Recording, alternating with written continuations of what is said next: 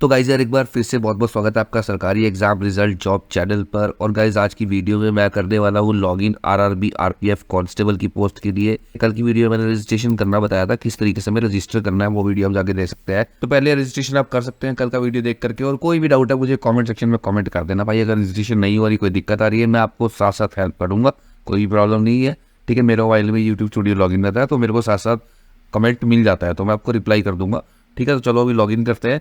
और रजिस्ट्रेशन जिन्होंने कर लिया है वो तो लॉगिन कर लो मेरे साथ ही, जिन्होंने नहीं किया पहले रजिस्टर करो और फिर लॉगिन कर लो गाइस। तो चलिए यहाँ से लॉगिन करते हैं। ये मैंने लॉगिन किया तो यहाँ पे इस तरीके का इंटरफेस हमारे सामने आ जाएगा। अब यहाँ पे कुछ जनरल इंस्ट्रक्शंस दी गई है, इनको जरूर रीड करना पहले। ठीक है, अब यहाँ पे दिया हुआ है कि read all information instruction given in the centralised employment notice. ठीक है, यहाँ पे आप देख सकते हो सेशन एक्सपायर हो जाएगा आपका 27 मिनट में। ठीक है, आधे घंटे का टाइम मिलेगा इसके लिए जनरल इंस्ट्रक्शन पढ़ने के लिए। जैसे ही मैं ऑनलाइन एप्लीकेशन करूँगा ये रीसेट हो जाएगा। तो देखिए ऑनलाइन एप्लीकेशन पे क्लिक करा, ये फिर से 30 मिनट आ गए यहाँ पे। ठीक है, अब 30 मिनट जो मिलेंगे आपको वो इस ऑनलाइन एप्लीकेशन को कंप्लीट करने के लिए मिलेंगे। ठीक है, तो यहाँ पे आपको कौन सी भरनी है उसके हिसाब से आप यहाँ पे भर सकते हैं। ठीक है, तो चलिए मैं आपको कांस्टेबल की भर के दिखा देता हूँ यहाँ पे। ठीक है, तो यहाँ पे आप पहले तो इस पर क्लिक करेंगे, कांस्टेबल की जो वो है एप्लीकेशन नंबर वो ये है, और यहाँ से क्लिक करेंगे तो इसकी वो खुल जाएगी पूरी डिटेल ये वाली। ठीक है, जो नोटिफिकेशन है। और दूसरा इंपॉर्टेंट इंस्ट्रक्शंस, यहाँ से क्लिक करेंगे तो इंपॉर्टेंट इंस्ट्रक्शंस आ जाएंगे। ठीक है, कांस्टेबल के लिए ये जरूर पढ़ना है, उन्होंने बताया दिए गए हैं, यहाँ पे कैटेगरी नंबर है, ओके पे क्लिक करना। ठीक है, तो हमेशा इंपॉर्टेंट इंस्ट्रक्शन जरूर पढ़नी चाहिए। अब इस पर क्लिक करेंगे और नेक्स्ट पे क्लिक करेंगे तो यहाँ पे पूरी डिटेल जो है खुल के आ जाएगी। ठीक है, जो भी हमने पहले डिटेल भरी है वो यहाँ पे सारी आपकी खुल के आ जाएगी। जो रजिस्ट्रेशन के टाइम पे डिटेल भरी है वो सारी की सारी यहाँ पर खुल के ऑटोमेटिकली आ जाएगी। और उसके बाद कुछ ऐसा नजर आएगा आपको इंटरफेस। अब इसमें आप देख सकते हैं यहाँ पे दिया गया है, सारा कुछ बताया गया है। ठीक है, जो जो मैंने भरा था सारी डिटेल यहाँ पे नजर आ रही है स्क्रीन पे।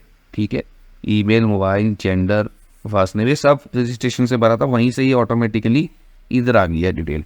ठीक है गाइस, अब इसमें जो भरने वाली चीज़ है वो है आपकी, अब यहाँ पे 5 चीज़ें देखो, personal detail, other detail, educational qualification, upload profile document और फिर प्रीव्यू। ठीक है, सबमिट कर देना है। तो यहाँ पे choose of language of examination, किस लैंग्वेज में आपका एग्जामिनेशन देना है वो आपने सेलेक्ट कर लेना है। सभी है यहाँ पे, हिंदी, पंजाबी और भी जो भी लैंग्वेज है, पंजाबी, हिंदी, इंग्लिश। ठीक है, जिसमें भी आपको एग्जाम देना है वो आपको यहाँ से सेलेक्ट कर लेनी है गाइस। ठीक है, तो जैसे कि मान लो मैंने हिंदी कर लिया तो हिंदी आपको सेलेक्ट कर लेनी है यहाँ पे। उसके बाद और आपकी जो भी लैंग्वेज आप जिसमें एग्जाम देना चाहते हैं। ठीक है, उसके बाद permanent visible mark of identification, body पे कोई विजिबल मार्क होना चाहिए आपकी। ठीक है, जैसे एग्जाम्पल के लिए डाल रहा हूँ मैं कि left injury scar on left foot, just for example. ठीक है, तो ऐसे डाल देना है कि बाएं पैर पे चोट का निशान है। ठीक है, उसके बाद दूसरा भी डालना है, कोई एक और डालना है। ठीक है, तो मैं कुछ भी बना के यहाँ पे डाल देता हूँ अभी के लिए। ठीक है, तो आपको एक और डालना है, जो भी आपके बॉडी में कहीं पे परमानेंट निशान है वो डालना है। ठीक है, जैसे कि वाइट पैच ऑन वेस्ट।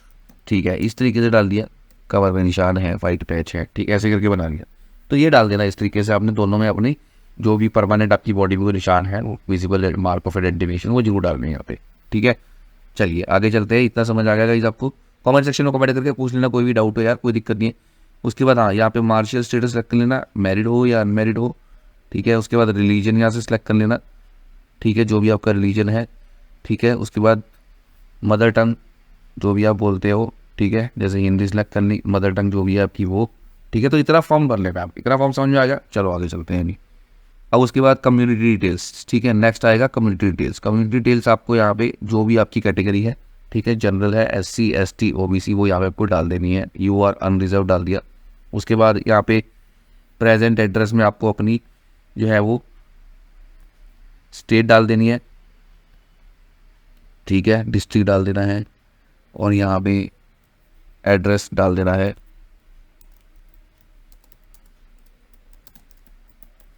और यहाँ पे मैं डाल दूंगा अपना विलेज। ठीक है, पिन कोड आपका जो भी है वो आप डाल देंगे। ठीक है, तो ये आपका जो है यहाँ पे इस तरीके से पोस्टल एड्रेस की डिटेल्स आपने भर देनी है। ठीक है, और प्रेजेंट एड्रेस में जो डिटेल भरी होगी वही आपको मान लो इधर चाहिए परमानेंट एड्रेस में, तो आपको इसको क्लिक कर देना है, तो आपकी डिटेल जो है उधर भी कॉपी हो जाएगी। इसको क्लिक करने के बाद tick if permanent address is same as present address, तो देखो इस पर क्लिक करता हूँ, ठीक है। तो इस पर क्लिक करने के बाद ये आपकी इस तरीके से डिटेल जो है इधर भी सेव हो जाएंगी, सेम डिटेल दोनों तरफ, प्रेजेंट एड्रेस और परमानेंट एड्रेस में। तो ये हो गया हमारा कंप्लीट एक पार्ट पहले का पर्सनल डिटेल्स। अब नेक्स्ट खोलते हैं अदर डिटेल्स, ठीक है। तो सेव कर देते हैं इसको और नेक्स्ट पे क्लिक कर देते हैं। सेव भी कर सकते हो या नेक्स्ट कर सकते हो, ठीक है। तो सेव करोगे तो सेव रहेगा हमेशा, ये नेक्स्ट करोगे तो ऑटोमेटिक सेव हो जाएगा।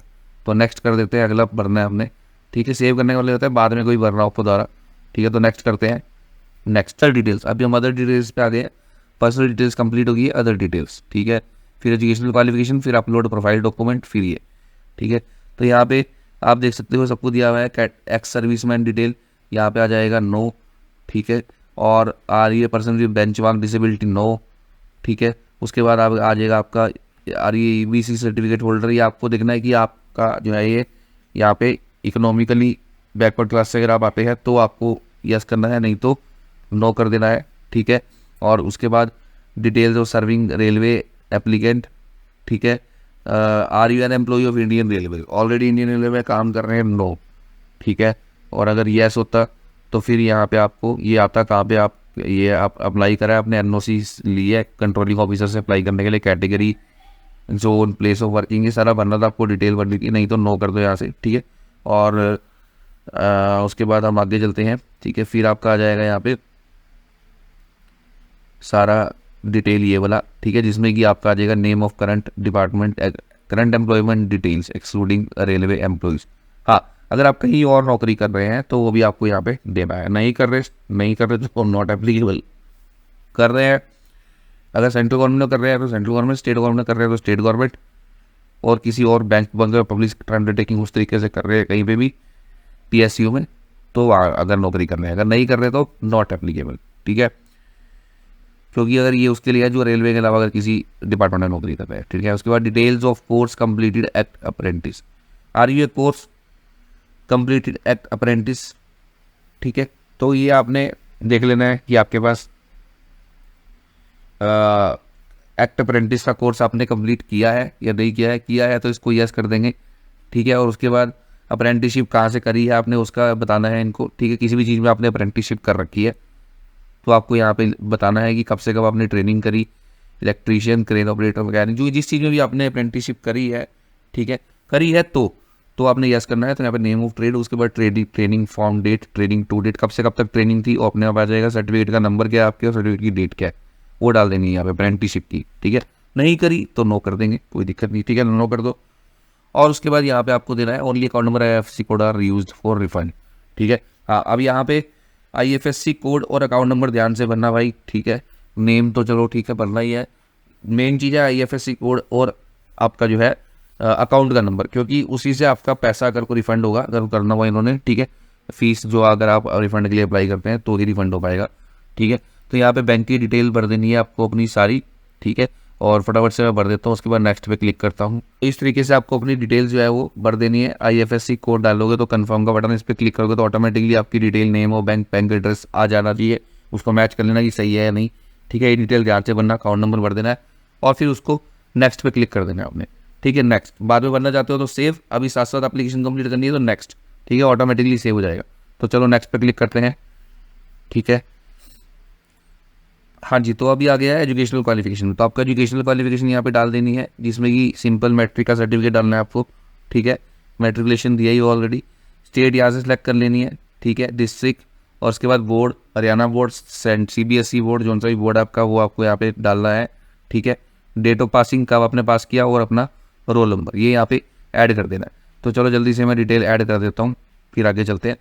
तो गाइस उसके बाद इस तरीके से आपकी जो है यहाँ पे ये एक विंडो खुल जाएगी, ठीक है। नेक्स्ट के बटन पे क्लिक करते ही, जिसमें कि यहाँ पे आपकी डिटेल आ जाएगी सारी जो भी आपने भरी थी, state, district, roll number, board, date of passing वगैरह, वो सारा कुछ यहाँ पे आ जाएगा, ठीक है। और उसके बाद आपको क्या करना है, यहाँ पर दिया हुआ to add your qualification, select the qualification below and add, ठीक है। तो बस इसको अभी कुछ नहीं करना है, यहाँ पे सिलेक्ट ही आ रहा है और कुछ आ नहीं रहा है बेसिकली, तो इसको कुछ नहीं करते। हाँ, ऐड, अगर और भी कोई क्वालिफिकेशन है तो आपको ऐड करना है और फिर ऐड के बटन में क्लिक करना है। यहाँ पे सिर्फ एक ही है, ठीक है, क्वालिफिकेशन मैट्रिक की, तो बस कुछ नहीं करना आपको, नेक्स्ट के बटन पे क्लिक कर देना है। तो चलिए नेक्स्ट बटन पर क्लिक करते हैं।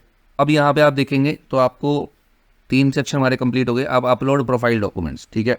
तो प्रोफाइल डॉक्यूमेंट में यहाँ पे कुछ नहीं, फोटो ऐड करनी है, एप्लीकेंट्स कलर, पासपोर्ट फोटोग्राफ, ठीक है।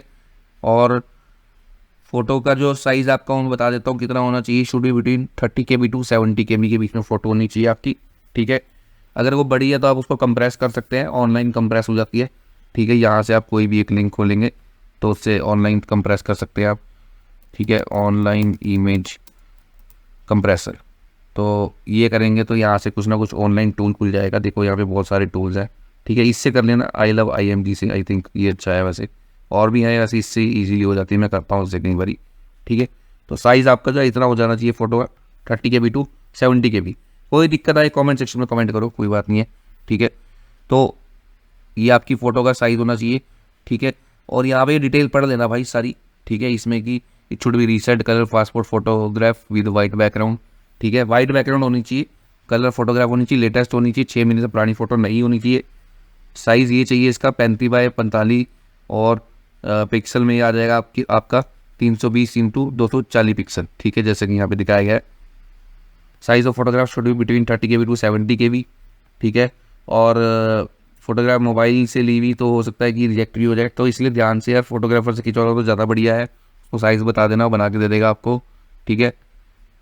और कैप नहीं होनी चाहिए, कोई चश्मा ही लगाया होना चाहिए, पता ही होता है आपको जब आप अप्लाई करते हो तो, ठीक है। जो पहली बारी कर रहे हैं उनके लिए, ठीक है, जरूरी है जानना। और फेशियल फीचर क्लियर होने चाहिए, सबको नजर आना चाहिए, ठीक है। और ये ऐसा नहीं है मास्क पहना हुआ है, hair of head, cloth, shadow, jewellery कुछ नहीं पहना हुआ, कुछ नहीं पहना होना चाहिए, क्लियर होना चाहिए, ठीक है। मेन तो ये है कि फेस पे जो है बाल नहीं आने चाहिए आपके चेहरे के, कपड़े से ढका नहीं होना चाहिए, कोई शेडो नहीं होनी चाहिए, ठीक है। और माथे, आँख, नाक और ठोडी क्लियरली विजिबल होनी चाहिए, ठीक है। और अगर चश्मा पहना हुआ है तो और उसकी रिफ्लेक्शन नहीं होनी चाहिए चश्मे में, क्लियरली विजिबल होनी चाहिए, आंखें दिखनी चाहिए चश्मे के अंदर से, ट्रांसपेरेंट चश्मा होना चाहिए, ठीक है।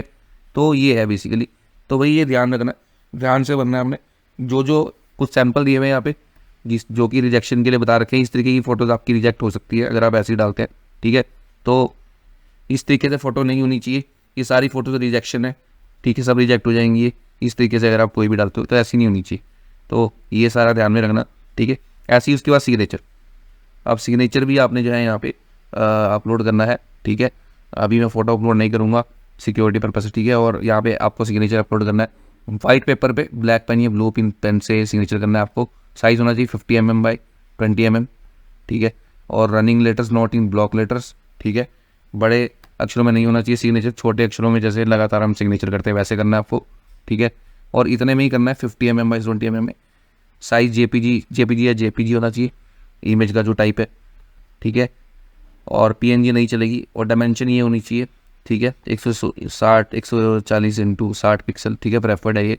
और वही 30 KB टू 70 KB, यहाँ पे सिग्नेचर का भी यही साइज़ है, ठीक है। और उसके बाद आपका सिग्नेचर जो एप्लीकेंट का होना चाहिए, किसी और का नहीं होना चाहिए।